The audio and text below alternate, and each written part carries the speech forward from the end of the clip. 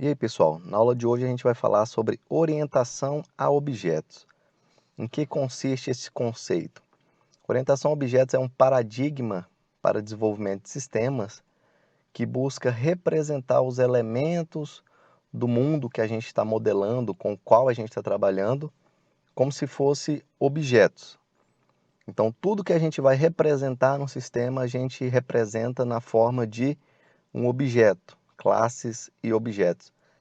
Isso traz uma série de benefícios. Quais são eles? O primeiro é que facilita a reutilização de código. Então, uma vez que usa esse paradigma, a gente implementa as coisas de uma forma em que se torna mais fácil reutilizar código, evitando o retrabalho que pode ocorrer em muitas equipes de desenvolvimento. Então a gente desenvolve de uma forma que fica mais fácil você reutilizar algo que você já implementou e já está pronto e fácil de ser acoplado a qualquer outro sistema. Esse paradigma torna mais fácil também a compreensão do código, fica mais fácil de manter. É um paradigma utilizado internacionalmente, então qualquer pessoa que o conheça consegue trabalhar com ele e fica fácil implantar isso em uma equipe como um todo. É uma linguagem universal. E para trabalhar com orientação a objetos, a gente precisa compreender alguns conceitos. O primeiro deles é o conceito de classe. O que é uma classe? Uma classe é uma representação de um elemento que a gente está querendo modelar. Então, é uma representação de um objeto do mundo que a gente vai implementar. Trazendo para o nosso dia a dia. Por exemplo, todo mundo tem uma conta no Facebook. E cada usuário pode ser visto pelo sistema do Facebook como provavelmente como uma classe, que é uma representação do usuário que criou uma conta. E cada classe possui uma série de características acerca daquele objeto que a gente está querendo representar. No caso, o usuário do Facebook. Então, o usuário é uma classe. Quais as características que esse usuário possui? Todo usuário possui nome, sexo, idade, uma série de informações próprias desse objeto, dessa classe que é o usuário, uma série de informações específicas dessa classe. Então, descreve um conjunto de objetos individuais. Né? É uma representação de um elemento do domínio com o qual a gente está trabalhando. Uma classe é composta de atributos e métodos. O que são os atributos? Os atributos são essas características específicas das quais eu acabei de falar. Nome, idade, etc. Aqui eu tenho um outro exemplo. Num contexto de um sistema bancário, como se estivéssemos desenvolvendo um sistema para um banco, a gente provavelmente teria uma classe para a conta. O que toda conta tem de característica? Ela tem um número, ela tem o nome do dono da conta, ela tem um tipo, ela tem um saldo, um limite, uma série de informações.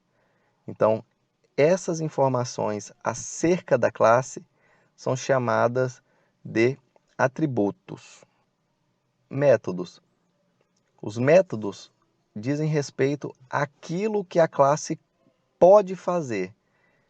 Então, no mesmo domínio de um sistema bancário, o que uma conta pode fazer?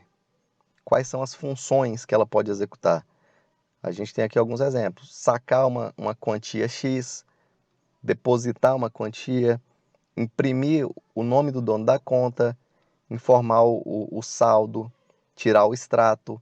Então, são alguns métodos, algumas ações que essa classe consegue executar. Aqui eu tenho uma representação através de um diagrama de classes. Nas próximas aulas a gente vai falar sobre isso. Então, isso aqui é uma classe. Eu tenho aqui um retângulo com 3 seções. A primeira linha aqui diz o nome da classe. Aqui no caso é produto. Aqui na segunda seção eu tenho os atributos. Quais são as características, informações acerca dessa classe. E na última seção eu tenho os métodos. O que essa classe consegue realizar. Então vejamos. Produto poderia ser uma classe de um sistema de vendas online. Por exemplo, um sistemas da Amazon, da Americanas. Então, eu tenho lá uma classe chamada produto com essas informações acerca do produto. Então, observem que o produto é um objeto, é uma representação de algo do domínio dessa empresa. Então, ele está representando um objeto dentro da empresa. Lá no caso da Americanas, é um objeto que ele quer vender. Então, eu tenho aqui quais são os atributos que um produto poderia ter: código, nome, descrição, preço de compra e de venda. E aqui a gente já consegue, por exemplo, através do preço da compra e da venda, a gente já consegue saber qual foi o faturamento, o lucro, né? Quantidade em estoque e uma série de informações. Do lado esquerdo tem o nome do atributo, do lado direito aqui eu tenho, depois dos dois pontos, eu tenho o tipo de retorno, não, o tipo desse atributo. Atributo inteiro, só número, atributo string, decimal e etc. Aqui na última seção, os métodos. O que esse produto, o que essa classe pode fazer? A gente consegue, por exemplo, inserir um produto, alterar as informações do produto, excluir um produto. Então, no sistema de vendas da Americanas, por exemplo, a gente poderia ter a função de cadastrar produto. E aí, para que a gente consiga realizar isso, através dessa classe, a gente vai criar um objeto, do qual eu vou falar a seguir, e dentro desse objeto a gente vai inserir as informações desse produto que a gente acabou de cadastrar e vai salvar isso no banco. É assim que funciona na prática. Objeto. O que é um objeto? O objeto é uma instância da classe. Veja o seguinte, a classe é como se fosse uma forma de um chocolate, de um picolé, de algo nesse sentido, uma forma de gelo. Então, ela dá as características do elemento que vai ser gerado a partir dela. Então, você tem uma forma de chocolate e ela tem um formato, uma série de características. E uma vez que você coloca o chocolate lá, depois de pronto, você retira. Então, esse chocolate que saiu com base na forma é o objeto. Então, ele é uma instância da classe. Então, ele foi gerado a partir daquela classe. É uma representação daquela classe.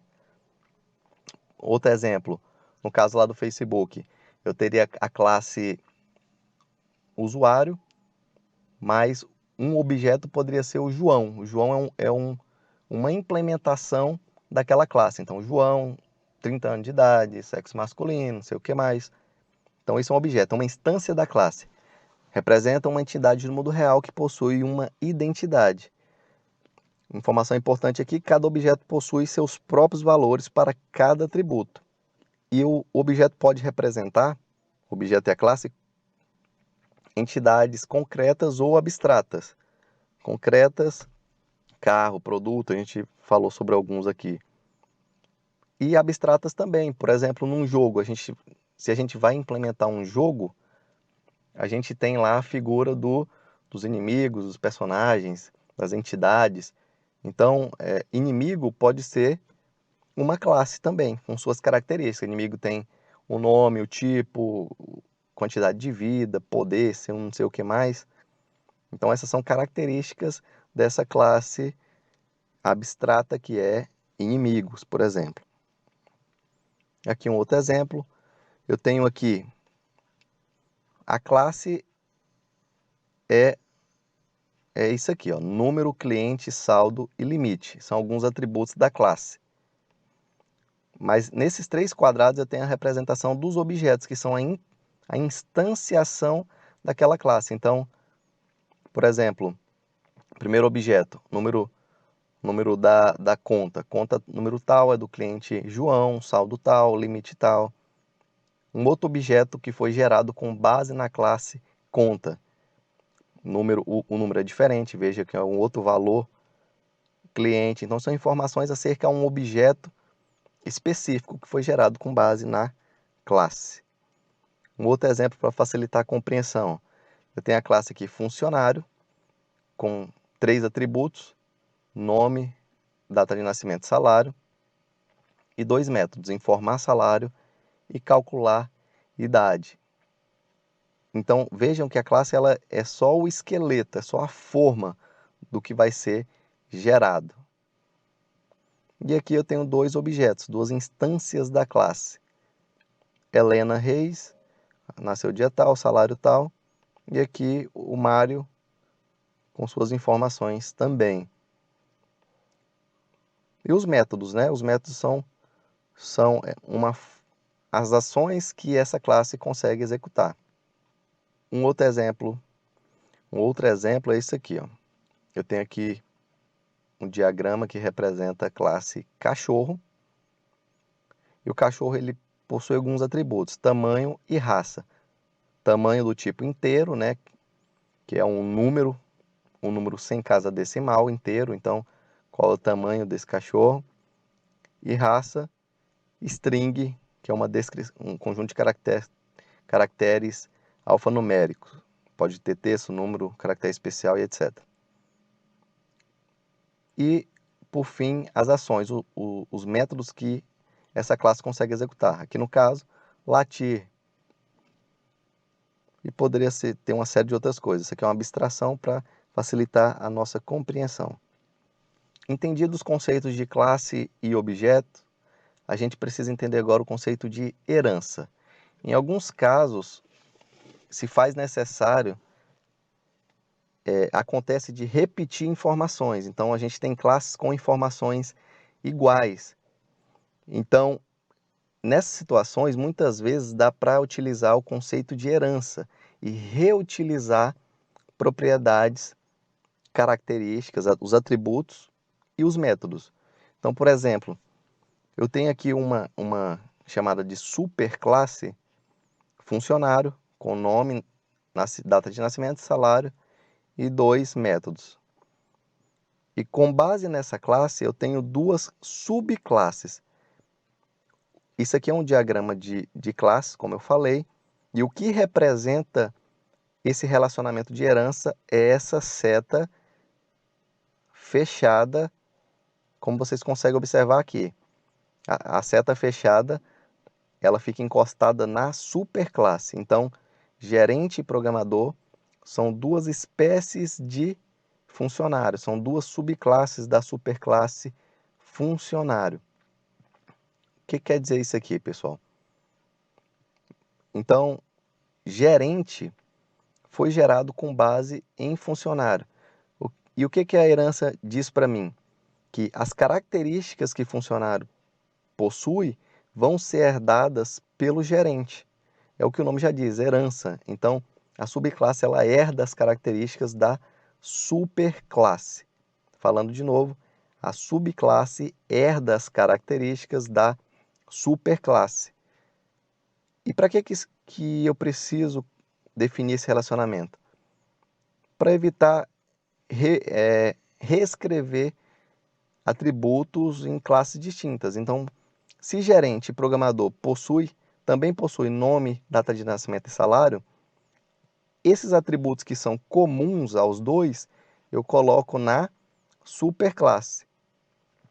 Então, quando tem uma herança assim, como vocês conseguem ver aqui representada, está dizendo para mim que o gerente, além do atributo projeto, vai ter também os atributos nome, data de nascimento e salário.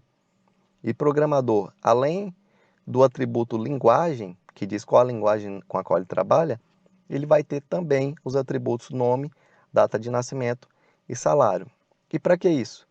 Se não fosse assim, se a gente não utilizasse herança, esses atributos teriam que estar em gerente e em programador. Usando herança, a gente otimiza a utilização de memória, por exemplo. Então, a gente vai ter menos replicação de informações. Beleza? Então, novamente, tenho aqui duas subclasses, gerente e programador.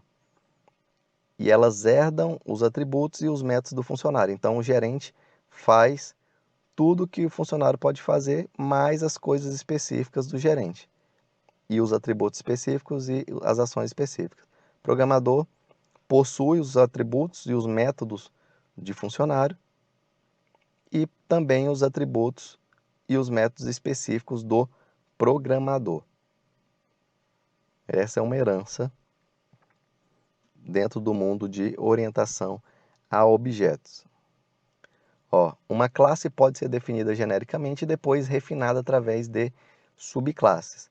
Cada subclasse herda as propriedades de sua superclasse e adiciona suas particulares. As propriedades da classe base não precisam ser repetidas na classe derivada. Como eu falei, reduz a repetição de código e, consequentemente, melhora o uso de memória, o desempenho e tudo mais. Um exemplo aqui. Eu tenho uma classe superclasse, uma classe também chamada de classe pai, chamada veículo. E ela possui alguns atributos: modelo, velocidade, passageiros e combustível. E aqui eu tenho duas classes filhas, carro e avião. Observem que carro é um tipo de veículo e avião também é um tipo de veículo. E professor, quando é que eu vou criar uma superclasse? Quando é que eu sei que eu vou ter que utilizar uma herança? Quando você observar que existem duas classes aqui, por exemplo, carro e avião, que possuem atributos iguais, velocidade, passageiros, combustível, modelo, aqui a mesma forma, modelo, velocidade, passageiros e combustível. Observem que são atributos iguais nos dois. Então, ao invés de repetir em cada um, a gente cria uma superclasse. Então, carro e avião também são veículo. Então, são uma derivação de veículo. Então, a gente cria essa superclasse e pega esses atributos comuns às duas classes e coloca na classe pai. Então, aqui na classe filha, a gente não precisaria mais ter essas propriedades aqui definidas na superclasse. Deixaríamos aqui apenas as propriedades específicas da classe filha da subclasse. Um outro exemplo, uma superclasse pessoa, que possui lá um nome e o endereço, e duas subclasses, pessoa física e jurídica. Isso aqui é um exemplo muito comum. Em qualquer sistema de compras ou de vendas, a gente tem lá o cadastro da pessoa e você pode definir isso lá. Você está vendendo para pessoa física ou para pessoa jurídica? Porque se o cadastro for de uma pessoa física, a gente vai ter que colher o CPF. Se for de uma pessoa jurídica, é o CNPJ.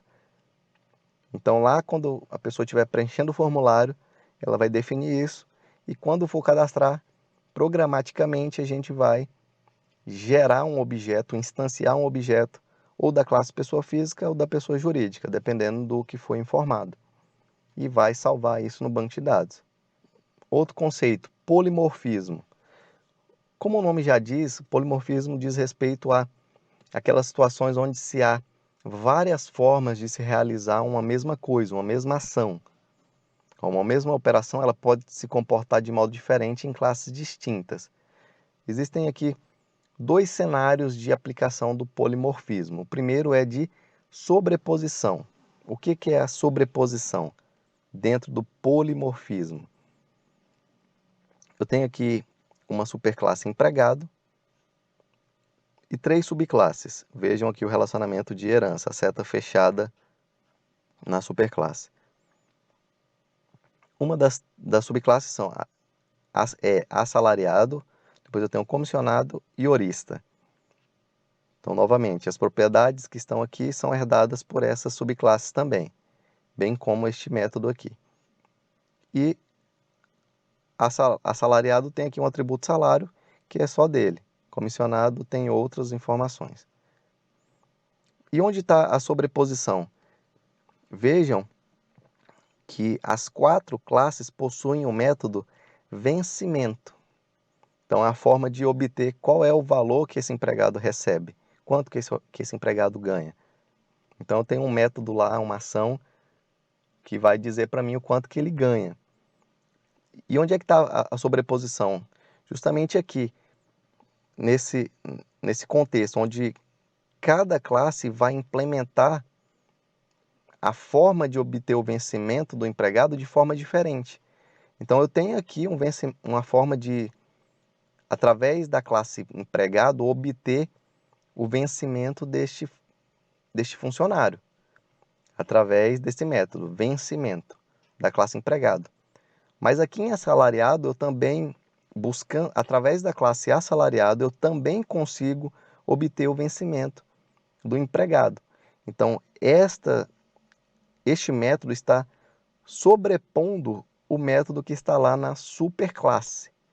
Beleza? Esta é uma sobreposição e também uma representação de polimorfismo. Então eu consigo obter o vencimento através da classe pai e através da classe filha. Então este é o polimorfismo. Outro conceito dentro do polimorfismo é a sobrecarga. Aqui na sobrecarga eu tenho quando numa mesma classe eu tenho várias implementações de um mesmo método. Então, aqui, por exemplo, poderia ser, ao invés de soma, poderia ser aqui uma classe chamada calculadora. E lá dentro dela, eu tenho aqui 3 métodos para somar valores. Observem que o nome do método é o mesmo, soma. Então, são 3 formas de se fazer uma mesma coisa, somar. O que muda? É o tipo de parâmetro que este método vai receber. Aqui na primeira soma, ele vai trabalhar com 2 números inteiros. Aqui na segunda soma, 2 strings, e aqui na terceira, 2 números double. Double é número com casa decimal, inteiro sem casa decimal.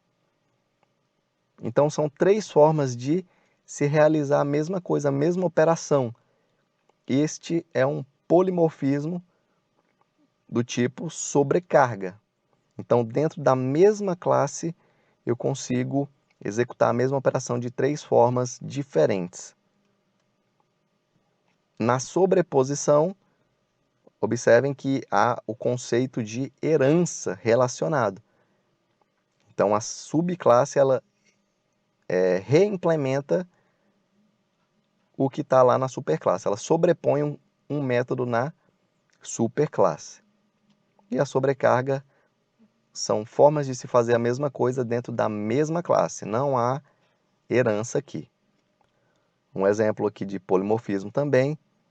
Eu tenho aqui uma classe animal com nome, sexo e raça. E 3 métodos: emitir som, dormir e caminhar. E eu tenho aqui uma série de classes especializadas, de subclasses.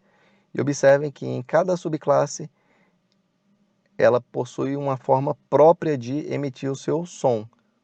Observem que emitir som é uma reimplementação, está sobrepondo um método que está na superclasse, emitir som.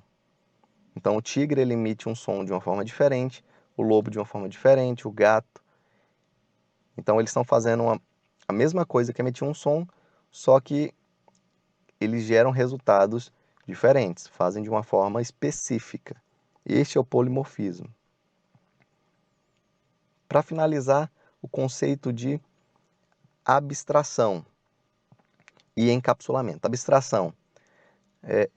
Em algumas situações, a gente não tem muitos detalhes sobre como uma classe vai ser implementada. A gente só sabe que ela vai precisar existir no nosso sistema. Então, nesses casos, a gente vai utilizar o conceito de classe abstrata, que permite postergar decisões de desenvolvimento. Aqui eu tenho uma figura ilustrativa. Muitas vezes a gente sabe que um objeto vai ter que existir. Aqui, como a gente consegue ver, tem um gato e 2 pessoas com pensamentos diferentes. Então, uma senhorinha ela vê o gato de uma forma e um veterinário vê o gato de outra forma. Mas, de todo jeito, eles sabem que a gente vai precisar da figura do gato no nosso sistema, por exemplo. Mas como que ele vai ser implementado, aí é uma questão, pode ser uma questão futura. Olha um exemplo prático. Eu tenho aqui um diagrama de classes com uma superclasse abstrata. A classe abstrata ela é representada pelo nome em itálico. Se vocês observarem o nome da classe em itálico, é uma classe abstrata. E ela possui aqui um método ativa. E eu tenho 3 subclasses: bomba d'água, de combustível e atômica, cada uma sobrescrevendo, olha aqui o polimorfismo, sobrescrevendo um método na superclasse. Então, cada um tem uma forma própria de ser ativada. E o que muda, pessoal? Quando eu falei para vocês, a classe abstrata, ela não traz muitas informações sobre como ela vai ser implementada. Então, na prática, ela não pode ser instanciada. O que vai ser instanciado ou vai ser uma bomba de água, de combustível atômica. Então, eu não posso gerar um objeto através dessa classe abstrata. E sim, só vou poder gerar objeto através das classes especializadas das subclasses. Entendido? Não posso gerar objeto através da classe abstrata. Encapsulamento, para finalizar. Encapsulamento é uma forma de proteger os dados de uma classe. Então, algumas informações a gente não quer tornar ela totalmente acessível para fora. É uma questão de segurança também para o sistema, para a aplicação. Vou mostrar para vocês. Olha essa figura. Aqui dentro desse círculo interno, eu tenho os atributos de uma classe. Saldo, nome do titular, CPF, histórico de transações. Então, que aparentemente é uma classe de uma conta. Só que eu não quero tornar esses dados acessíveis em todo o meu sistema. Então, por exemplo, se um hacker conseguisse acessar, invadir o meu sistema, ele poderia facilmente ter acesso a quaisquer uma dessas informações. Então, através do encapsulamento, a gente protege esses atributos. Como que funciona isso? A gente não vai deixar o saldo acessível. A gente vai implementar um método, aqui getSaldo, pegar o saldo, que vai retornar o saldo. Então, os objetos externos, as classes externas, vão conseguir ter acesso à classe conta para pegar o saldo apenas através do método getSaldo. Então, se uma outra classe quiser pegar o saldo, ela vem aqui nesse método getSaldo e o getSaldo vai retornar o saldo daquele objeto que ela está procurando. Eu tenho aqui um outro método sacar e depositar, novamente. Então, eu não vou retirar um valor ou acrescentar um valor à propriedade saldo de forma direta. Eu vou fazer isso através dos métodos. Então, novamente, o encapsulamento é uma forma de proteger os atributos internos do objeto. Eu só vou torná-los disponíveis através dos seus métodos, das suas interfaces.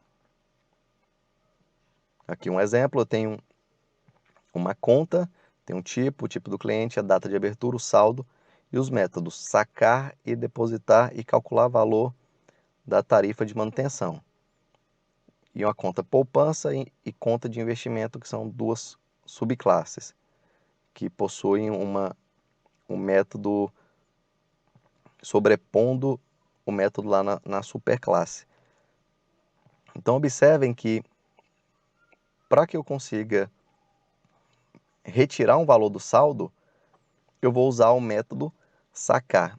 E como é que funciona isso na prática? Eu não estou entendendo direito na prática. Veja um exemplo. Quando a gente faz uma transferência, por exemplo, ou um saque num caixa eletrônico de qualquer banco, do Banco do Brasil, por exemplo. Eu tenho lá R$1.000, vamos supor. Existe um objeto que representa a minha conta no sistema do banco, conta do professor Arnaldo. Eu tenho lá R$1.000. Quando eu saco lá R$200,